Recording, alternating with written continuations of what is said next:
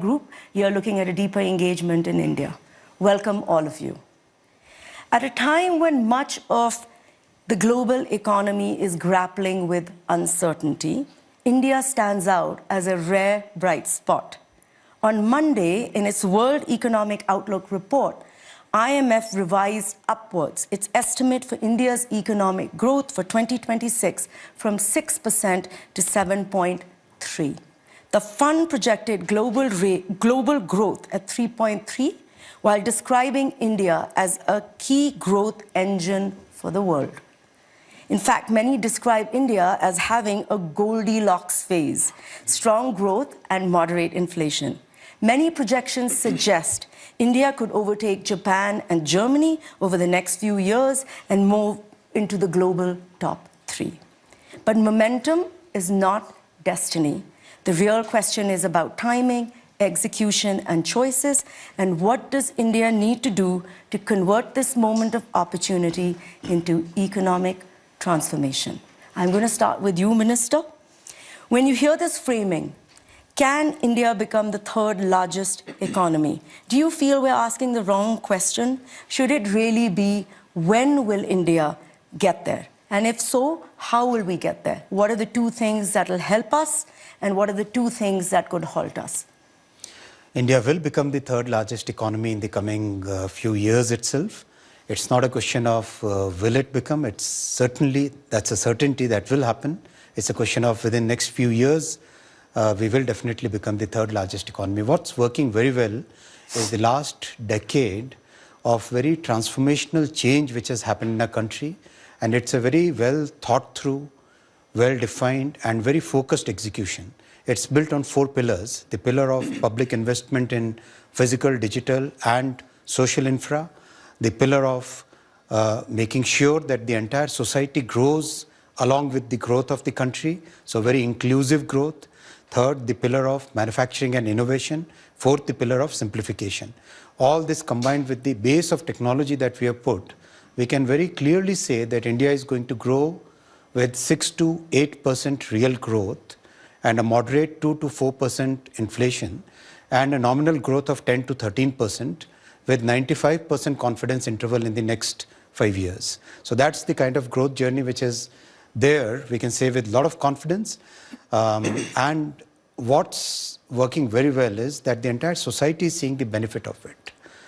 When we look at 540 million new bank accounts opened, when we see 130 million toilets getting constructed, when we see 800 million people getting ration every month, month after month, that shows that the security of the poorest comes as a priority for our government, for Prime Minister Modi ji. And that has helped us bring 250 million people out of poverty. So these two factors, a very well thought through growth path, very inclusive growth, are going to be very good for our country. What's really a matter of concern on our minds is the global debt which is there in the rich world, the huge amount of debt, the mountains of debt in the rich world, how that debt will unravel. What will be the impact? We saw yesterday in Japan, there was a run on the bonds. So that kind of thing, if it happens on a very large scale, what will be the impact on our country is a matter of concern. Otherwise, everything else is in a very good shape that we will become the third largest economy in the coming years. Okay, so we'll talk a little bit later about what other things that you are doing to insulate us. But now on to you, Gita. Do you agree with that? Is India's ambition to break into the top 3 a reality? What's your view? Without a doubt, India will become the third largest economy of the world. It's a matter of a few years, unless something catastrophic happens. If you just look at the math in terms of India's growth rate relative to Germany and Japan, it would be very hard to see how India would not get there. And based on current projections, India gets there by 2028. Wow. It could be even sooner than that, depending upon how the revision of the GDP numbers happens at the start of this year, I guess relatively soon. What happens with the rebasing. So that is not the challenge for India. The challenge for India is not about becoming the third largest economy in the world. The challenge for India is about raising per capita incomes to higher levels And indeed, I agree with the minister that substantial reforms have been undertaken. The physical infrastructure build out is impressive. The digital infrastructure build out is impressive. What was done with the goods and services tax, including the simplification recently, extremely helpful. So to keep the momentum going and to keep raising per capita income and getting to the 2047 goal of Viksit Bharat, I think that's the challenge. And that will require keeping up with the steady pace of reforms to get there. But again, a lot of positive developments in India. And very important is the macro stability that you have in the country, not just with growth where it is, but also with inflation being at the low single-digit numbers. That is a good spot for India. So you have said earlier that the two things that could hold us back, one is land acquisition is a little bit messy, deregulation, and you have said we've not really used our demographic dividend to its fullest. So what are the things that you think we can do to fix some of those? Yeah, I think a little bit messy is probably an understatement. It is a tremendous challenge in India to acquire land, to have clean land titles. And that is a constraint on growth. It's a constraint on manufacturing. Again, there are states in India that are experimenting with techniques that other states can also adopt. I think Andhra Pradesh is doing a good job in finding very creative ways of helping with selling of land, shifting land from being agriculture to commercial land. Land titling, again, pushing on that is important. Judicial reforms, I think, are absolutely critical. That is a very important bottleneck for growth in India, and it's been there. I think people have seen it as a long-standing challenge, but we're not seeing many changes in that front.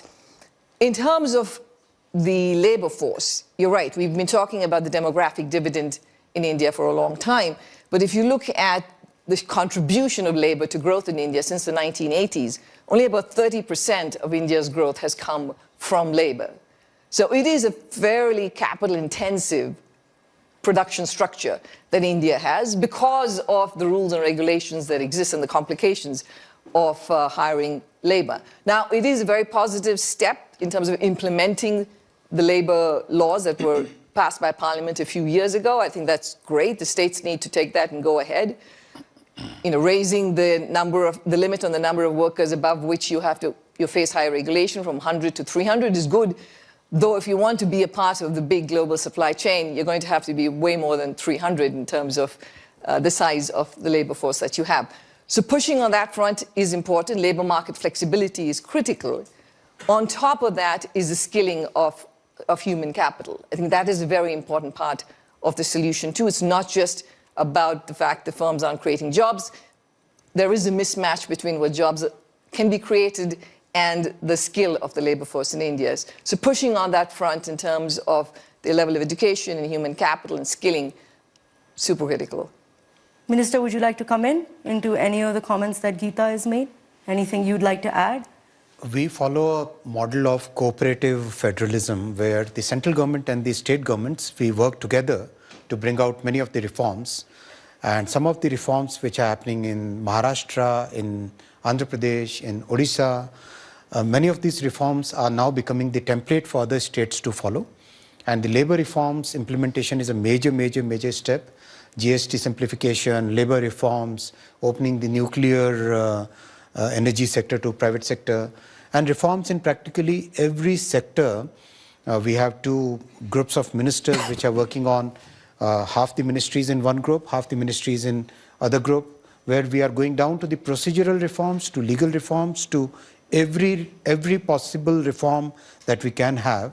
And I'll request all the participants present here, in case you feel there is any particular point which is hampering your growth in India, do come out. We are here to listen to your problems and solve them. We are here to be the catalyst for your growth in India. Yeah. Excellent. Mr. Mittal, you're a pioneer of India's digital revolution. Much of its growth would not have happened without you. You helped build the networks on which we are now growing. What do you think is the next thing we can do to turbo our growth, and what do you think is leashing us? Well, I think India is generally in a great spot. You already heard that it's a matter of numbers, mathematics. We will get there to be number 3. And if I put a spiritual metaphor around it, I would say it's written in the stars. The question is $6-7 trillion for 1.5 or 1.6 billion people doesn't stack up. So we will get to number 3, but we need to get to $25-30 trillion. And we can quibble about the year in which we'll get there, but we have to get there and we will get there. What do we need? My tribe, the business community, needs an enabling environment, need a committed government, needs stable situation in the country. All that is available now. One factor that is coming to challenge our growth that we are currently on is massive competition that has occurred in the world today. US was a huge market for China to grow itself. And they used 20-30 years of that wonderful moment to build their factories, to build their manufacturing bases, go into deep tech, earn a tremendous amount of money to shore up the economy. That opportunity is not available for India. So we will have to find our own ways and means. Thankfully, we have a huge market. India is a continent of consumers, young people consuming more and more. We will be signing, hopefully, the EU trade deal very soon. Yeah. UK is done, Australia is done, New Zealand is done, UAE is done, many more in the pipeline. But the big one with the US hopefully also gets done soon. We heard from Secretary Lutnick this morning, America must bring everything back to manufacture in America. That's a change. We need to deal with that new shift in the global trading norms that we'll have to deal with. Give us more backing from the government, give us more freedom. We have a prime minister who understands the power of business. He uses the industry and industry players to scale up the country, provide more employment. The PLI scheme that has come out. I never thought during my lifetime India will be a manufacturing destination for electronics or telecom equipment. All that has changed in the last 5, 7, 8 years, just in the last 5, 7, 8 years. Massive amount of exports of Apple phones and many other products are happening now. I remain very, very confident that the energy that I see in India, and now I work in Europe, I work in France, I work in the UK, and I can tell you, we will continue to grow at the rapid clip of 6, 7, 8, hopefully in some years even higher, whereas the world will be settling at 0.5%, 1%, or minus in certain years. We have a good future for us. What can derail us is only the competitive intensity of the world play now that we need to deal with, and that really lies in the hands of the able government, how they deftly deal with the trade deals. Okay, thank you. Mr. Herrera, you've seen India through many, many years, and right now with IKEA on the ground. From a global CEO's perspective, how does the world view India's growth story? First, I have to say that I always make a disclaimer when talking about India. I am emotionally biased with India because we live in the family, my wife and the 2 children, for 6 years. And so I call myself an Indian ambassador in the business community. So unpaid as well, this is the best. Disclaimer made, disclaimer made. No, of course, India, you have to be in India. There is an option because it's, it's a big market, it's a young population, it's also a democracy, it's the English-speaking country. But also, at the same time, India has had, is having, and will have the possibility to leapfrog from agriculture to the most developed AI much faster than any other country. So we see, of course, very positive India in that sense. So, Minister, you said in the first question I asked you that one of the pillars is simplification, which is basically deregulation. And many times, whoever you speak to, that is one of the concern areas. So can you talk a little bit more about what are you doing to make ease of business happen in India? Absolutely. In the last 10 years, 1,600 laws, old, antiquated statutes have been removed from the statute book. Can you give a similar example anywhere in the world? 1,600 laws have been removed. 35,000 compliances have been removed. A big exercise is right now going to reshape the legal structure tuned to modern times, because many of the laws were written in a time when the government and the political setup of that period I'm saying of the early, from 1950 to 1990, that was a period when the governments were basically very inward looking. They were very protectionist. They were not looking at the energy of our people. They were trying to control that energy. So many of those laws are being rewritten now. So that's a major exercise which is going on. Second, many of the procedural things are getting changed. Mr. Mittal is witness to get a telecom tower permit. It used to take 270 days. Now it takes 7 days. To get a railway terminal connected to the railway network, it used to take 6 years. Now it takes just about 2.5 months. So that is the kind of simplification, procedural as well as legal, is happening in the country. Our entire criminal justice system, which was of 1800 some vintage, so that has now totally been transformed into a new structure. The Telecom Act was of 1854 vintage. That has been replaced by a brand new 2023 Act. So practically every sector, we are trying to bring in a totally new legal framework, a totally new procedural framework built on the technology stack that we have. Okay.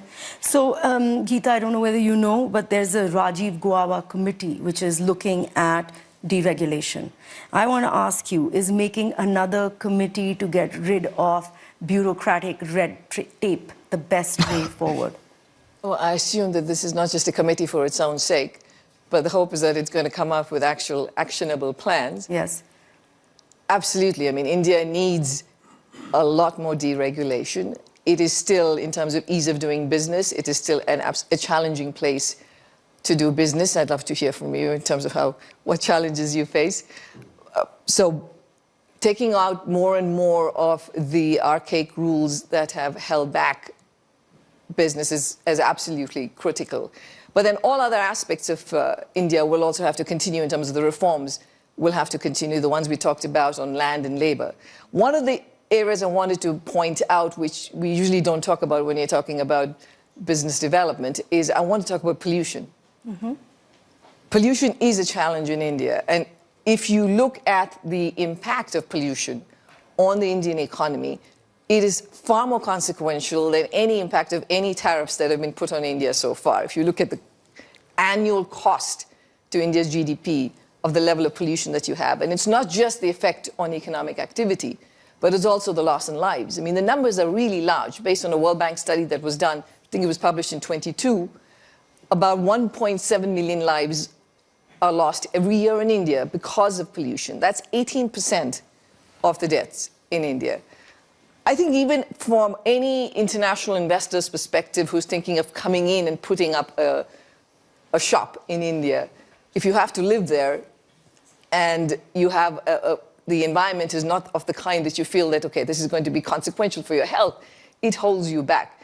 And obviously, not to say, but all the Indians that are living in this kind of pollution. So addressing that on a war footing is critical. I mean, this has to be a mission, a top mission for India.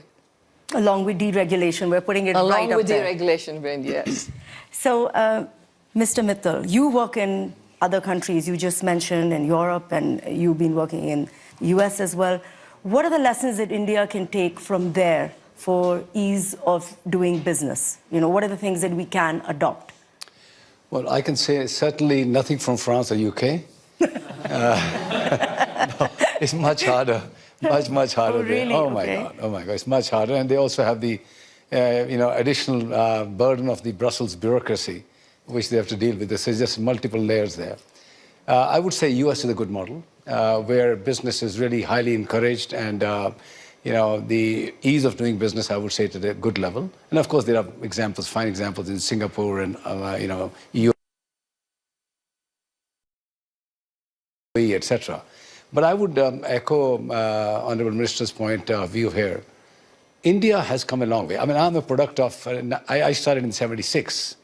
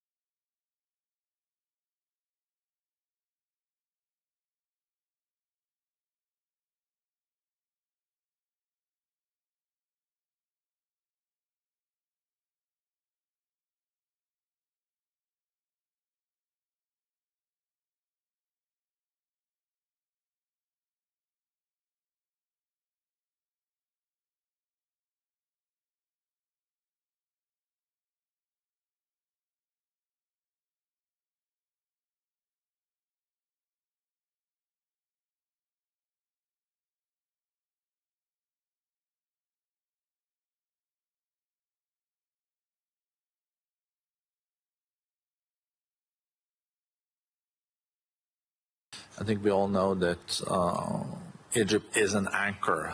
It is between Europe, Africa, and Asia. If you look at the regional developments the last year, I guess there has been developments in Lebanon and Syria that have been moving in a new direction. You have the situation in Sudan and Yemen that I guess will be on the problematic side. So